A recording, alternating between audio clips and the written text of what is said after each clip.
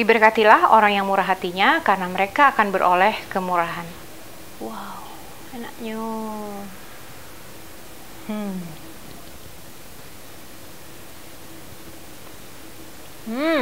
Oh, lembut banget. Roti sisir mentega gampang banget bikinnya, hasilnya lembut sekali. Sesudah siapkan semua bahan, aku satukan ragi instan, gula pasir, dan air hangat. Pastikan airnya hangat ya, bukan air panas, biar raginya nggak mati. Nah, garam dan terigu protein tinggi, juga susu bubuk diaduk rata aja.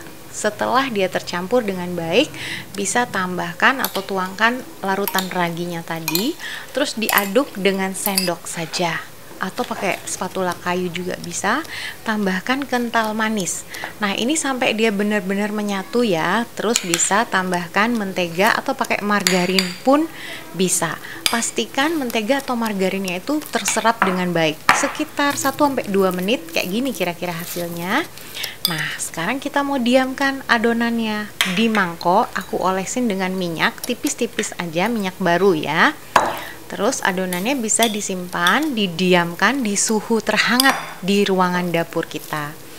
Nah, dapurku nggak pakai AC, jadi dia cepet naiknya, sekitar 30 menit saja cukup. Pastikan ditutup ya. Setelah 30 menit, aku tabur tepung sedikit di sekitar adonannya, nggak apa-apa ya, asal tidak berlebihan, it's okay. Adonannya jadi sangat lembut setelah didiamkan 30 menit. Kalau mau diulen sebentar, 1-2 menit saja. Terus aku bagi adonannya menjadi 10 bagian. Dibentuk bulatan seperti ini sampai semuanya jadi dan rapi. Kemudian dipipihkan. Aku pakai tangan aja ya, pakai rolling pin atau pakai botol pun bisa. Usahakan semuanya seragam ukurannya, terus dioles tipis-tipis aja dengan mentega atau margarin. Sisihkan, lakukan kepada semua adonan. Aku nggak timbang ya, pokoknya aku 10 bagian kira-kira mirip lah gitu.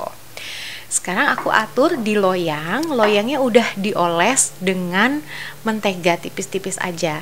Jadi bagian yang dioles mentega di bagian yang sama terus kayak gitu, nempel, diberi jarak sampai semuanya selesai. Nah, ini idealnya ditutup pakai plastik wrap ya. Aku lagi nggak punya, jadi tutup serbet dapur yang bersih saja. 45 menit sampai 1 jam hingga dia mengembang dan adonannya lembut. Terus biarkan terbuka sambil panaskan oven. Kalau ovennya udah panas, bisa dipanggang. Pastikan dia matang dengan sangat baik. Aku api atas bawah, bisa disesuaikan ya, kekuatan oven kita masing-masing itu berbeda. Nah, panas-panas dioles dengan mentega atau margarin supaya dia shiny, mengkilat kayak gitu. Ketika masih hangat ya, bukan di suhu ruang, sudah harus diisi olesan. Olesannya kalau suka manis bisa dibanyakin gula halusnya. Aku perbandingannya sama, 1 gula halus, 1 sendok makan gula halus dan 1 sendok mentega di kedua sisinya. Ini tuh wangi butternya mantap sekali ya. Jadi diolesnya itu lihat, ini dia jadi kayak shiny, itu mengkilat karena dia lagi hangat-hangat aku olesin. Kalau suka manis bisa disesuaikan, tapi aku 1:1 aja. Rotinya tuh super empuk ya. Mantap banget, manis. Ya, aku tunjukin. Wow, enaknya.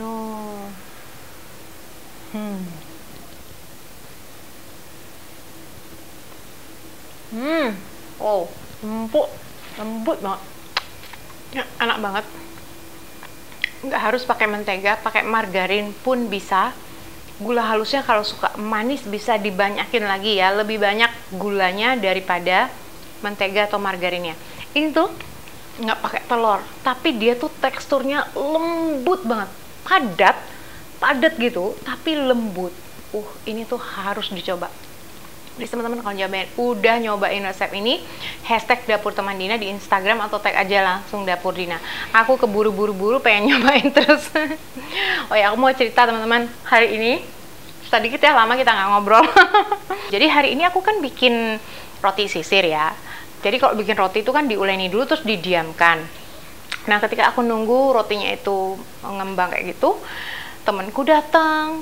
Nah, temenku ini aku tahu dia itu lagi dalam situasi yang nggak mudah gitu loh.